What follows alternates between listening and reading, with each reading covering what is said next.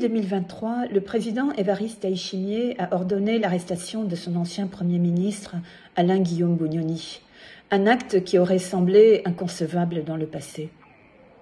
Le nouveau rapport de l'Initiative pour les droits humains au Burundi analyse cette arrestation et les conséquences possibles pour l'avenir politique du Burundi.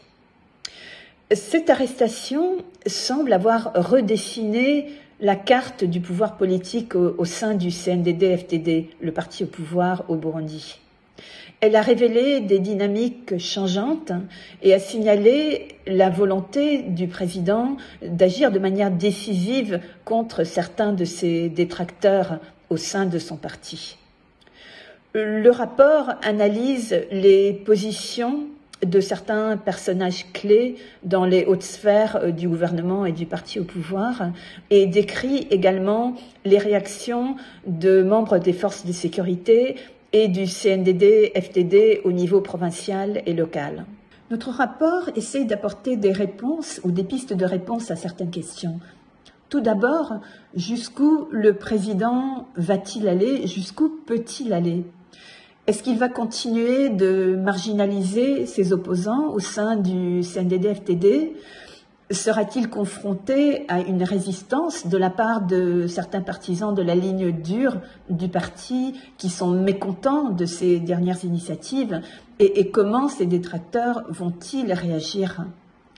Et la question fondamentale pour nous, est-ce que ces changements vont mener à de vraies réformes en matière des droits humains, à une vraie amélioration de la situation en matière des droits humains, ou simplement conduire à un réalignement politique au sommet pendant que la répression politique des opposants et des dissidents continue?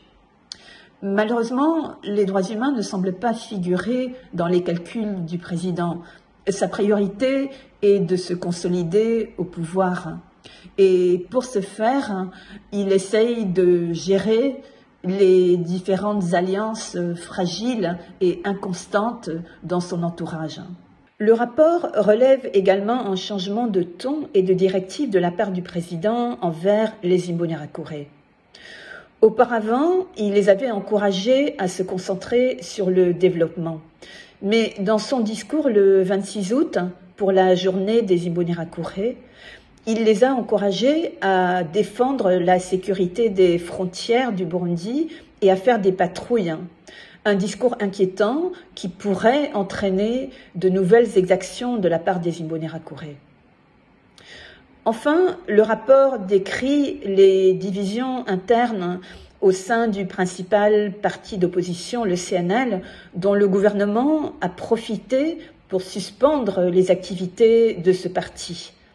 Le rapport analyse les conséquences potentiellement graves de cette mesure, non seulement sur le CNL, mais aussi de façon plus large sur le paysage démocratique au Burundi.